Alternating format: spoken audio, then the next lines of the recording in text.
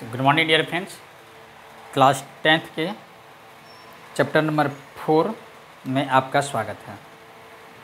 तो आज chapter number 4 में जो इम्पोर्टेंट फार्मूले हैं उनके बाद हमारा डिस्कस होगा और इन फार्मूले से बनने वाले जो क्वेश्चंस होंगे अगले लेक्चर में इन फार्मूले से बनने वाले क्वेश्चंस पे हम लोग डिस्कस करेंगे।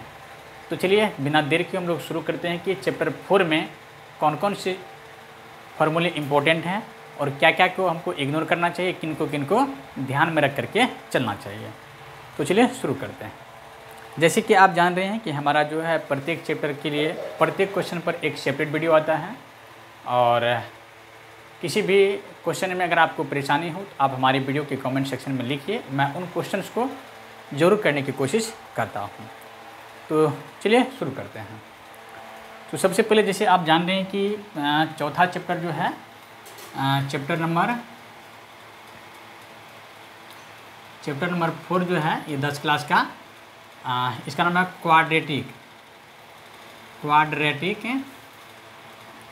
इक्वेशन। क्वाड्रेटिक इक्वेशन ये चैप्टर का नाम है। हिंदी में भी हम लिखते चलेंगे। इसको हिंदी में कहते हैं द्विघात समीकरण। हम एकदम सिंपल बातें करेंगे जो आप तक पहुंच पाए और कोई किताबी बातें नहीं करेंगे। तो चलिए शुरू करते हैं। तो इसमें आपको सबसे पहले जो इम्पोर्टेंट फार्मूले सीखने हैं वो होते हैं क्या, x बराबर क्या होते हैं, इसमें -b plus minus root under b² minus 4ac by 2a होता है। इसके बराबर एक और फार्मूले होते हैं -b plus minus root under d by 2a भी लिखा जाता है। वेयर d इक्वल टू आपका हो जाएगा b² माइनस 4ac और d को डिस्क्रिमिनेंट कहते हैं,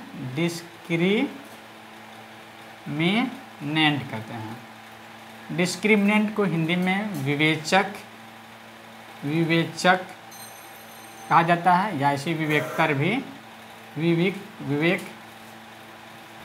लिखा जाता है। विवेकतर के है या विवेचक के है या डिस्क्रिमिनेंट के हैं, बात एक ही है। जो d का ये रिप्रेजेंट करता है।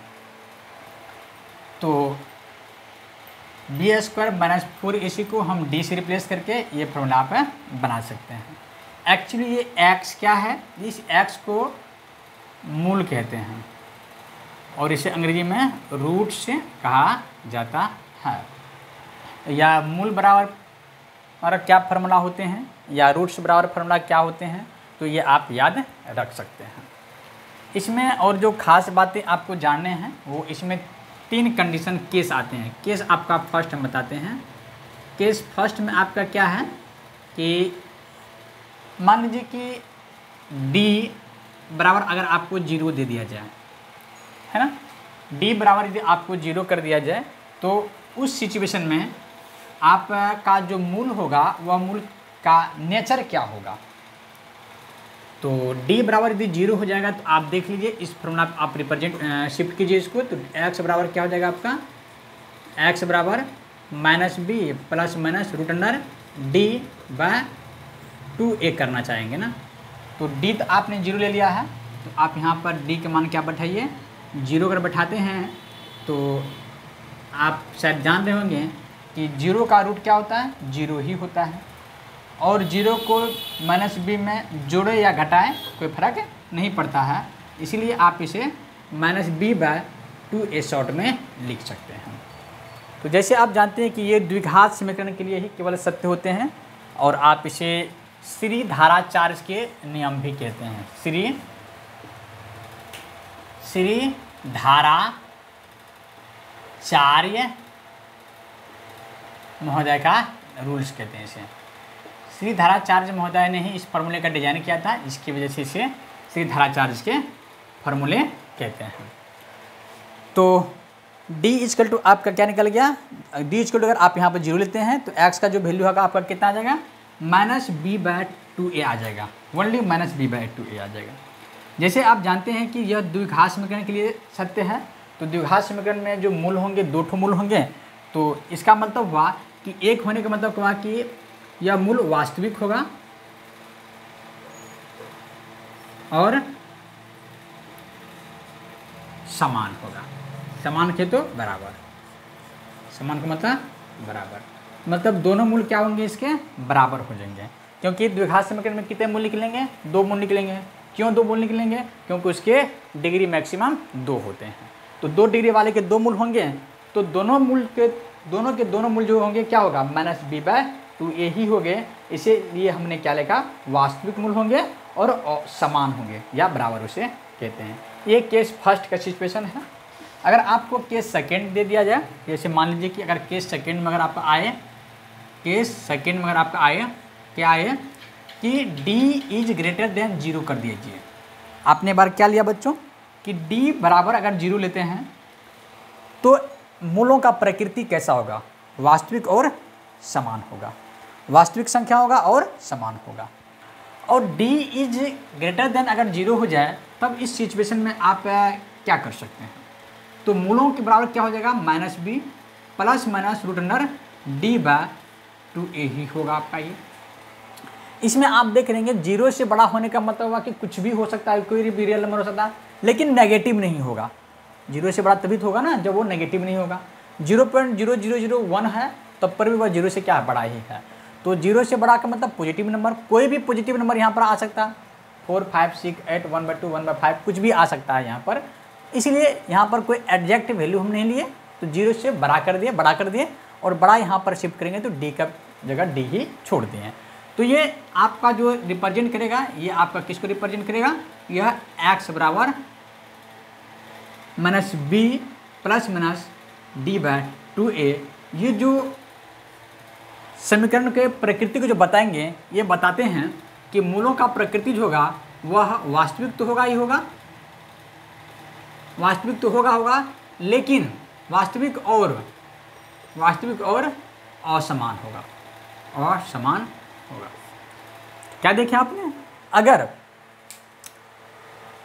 d is greater than 0, d का वैल्यू 0 से क्या हो, बड़ा हो, तो उस सिचुएशन में x जो होगा वह x का मतलब कहें तो x कहें तो मूल जो होगा यहाँ पर मूल क्या होगा, मूलों की प्रकृति क्या हो जाएगा, वास्तविक होगा और असमान होगा, वास्तविक होगा और असमान होगा, है ना। इसको रियल एंड अनइक्वल कहते हैं, है ना, रियल एंड इक्वल। ये क्या हो जाएगा आपका, रियल एंड इक्वल, या से आप रियल और इक्वल कह सकते हैं, ठीक है ना। ये दूसरा केस आपका था। तीसरा केस इस प्रकार से होता है, तीसरा केस अगर मान लीजिए कि केस अगर आप तीसरा ले लेते हैं, इसमें 3 केसेस में आते हैं कि d इज लेस देन 0। अगर d का वैल्यू क्या हो जाए, 0 से छोटा हो जाए, 0 से छोटा के तो वह नेगेटिव में आ जाएगा। तो आप ही देख लीजिए, तो x का वैल्यू क्या हो जाएगा, -b ± √d। 0 से छोटा होगा तो नेगेटिव हो जाएगा, यहाँ पर बाय क्या हो जाएगा, 2a हो जाएगा। और आप जानते हैं कि नेगेटिव नंबर का रूट डिफाइन नहीं होते हैं, और नेगेटिव नंबर के रूट डिफाइन नहीं होते हैं, तो आप इस सिचुएशन में कह सकते हैं कि ये जो d इज लेस देन 0 जो है, इस सिचुएशन में मूलों का प्रकृति वास्तविक नहीं होगा, वास्तविक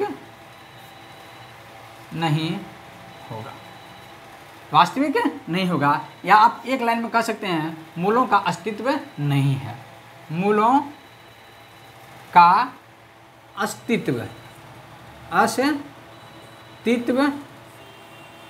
नहीं है, आप ऐसे कह सकते हैं।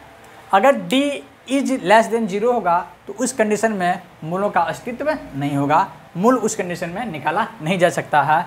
कह सकते हैं कि x के माने निकाले नहीं जाएंगे, x के वैल्यू डिफाइंड नहीं किए जाएंगे। x के वैल्यू डिफाइंड किस कंडीशन में किया जा सकता है, जब d इज ग्रेटर देन 0 और जब d is equal to 0।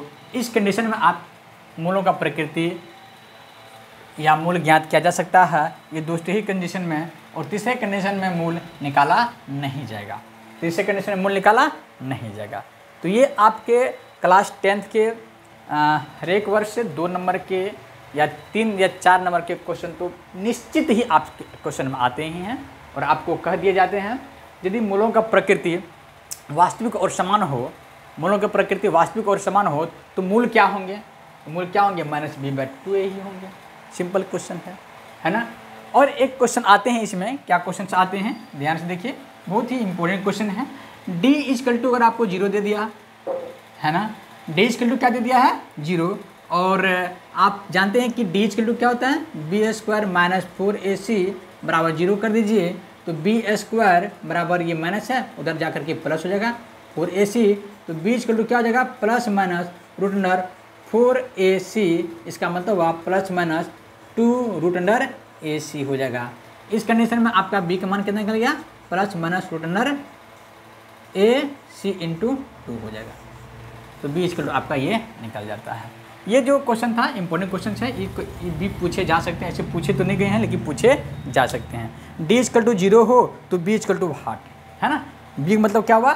x के गुणांक, x के कोफिशिएंट क्या होंगे? तो x के कोफिशिएंट क्या होंगे? प्लस माइनस, याद रखिएगा, प्लस माइनस, प्लस नहीं या केवल माइनस नहीं, दोनों होंगे, ±√ac × 2 हो जाएंगे। तो आई होप आपको इस फॉर्मूले से काफ़ी मदद मिले होंगे, और इस तरह से आप क्वेश्चन सॉल्व कीजिए। तो इस फॉर्मूला से आप कभी काफ़ी क्वेश्चन सॉल्व कर सकते हैं और अपने सिलेबस में मदद ले सकते हैं। Thanks for watching this video.